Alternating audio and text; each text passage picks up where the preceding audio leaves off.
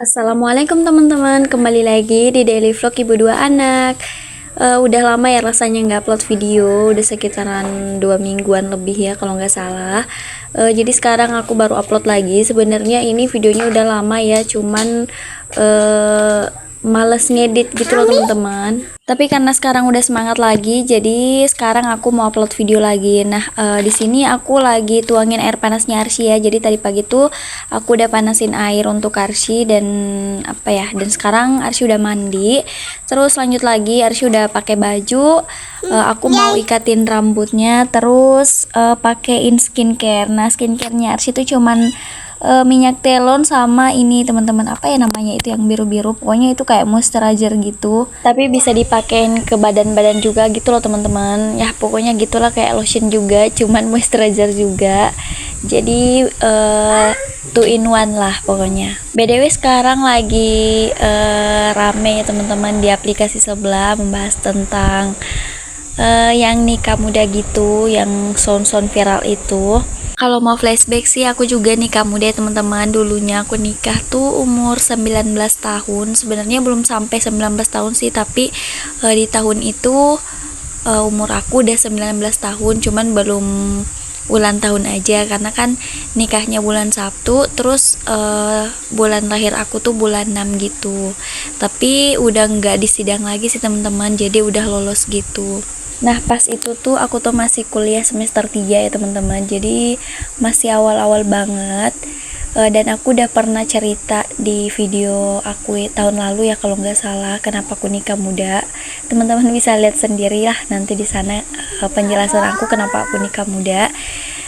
Aku mau bahas yang sekarang-sekarang aja. Jadi menurut pandangan aku yang udah ngalamin ya teman-teman, ngalamin nikah muda itu ada plus minusnya gitu. Apalagi kalau misalkan kita belum selesai dengan kehidupan kita sendiri. Maksudnya tuh kayak aku tuh pada saat itu kan masih kuliah ya teman-teman, jadi belum selesai gitu.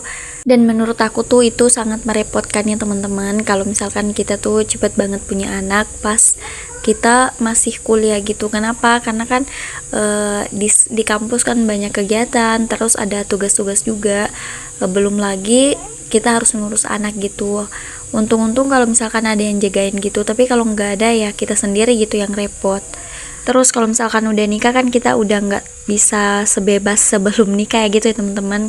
Kita harus prioritasin keluarga juga. Jadi kalau misalkan mau jalan-jalan terus mau healing-healing gitu sama teman-teman, itu nggak bisa seenaknya gitu, harus minta izin dulu gitu. Tapi ada plusnya juga ya teman-teman.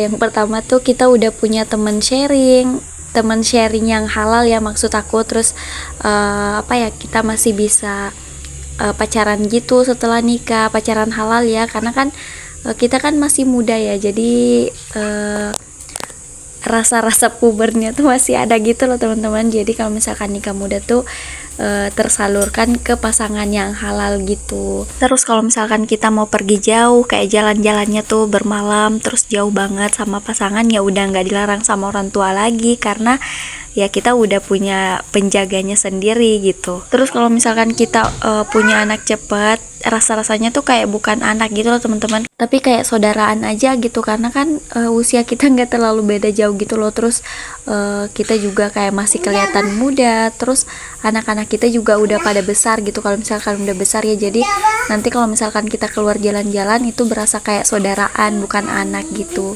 Jadi kita selalu awet muda aja gitu dilihatnya. Oh ya teman-teman, BTW ini tuh tempat tidur baru dibeli untuk Arsy tidur di situ teman-teman, karena sekarang Arsy udah nggak diayun lagi, jadi sekarang Arsy udah tidur sendiri, makanya dibeliin tempat tidur sendiri. Karena kalau misalkan tidur di bareng-bareng sama kita tuh di sini itu tuh nggak muat ya teman-teman, karena ada adek juga, terus ada Pak Su sama ada aku, terus belum lagi ada bantal-bantal juga gitu, jadi nggak bakalan muat gitu kalau misalkan kita tuh nemplok di sini berempat.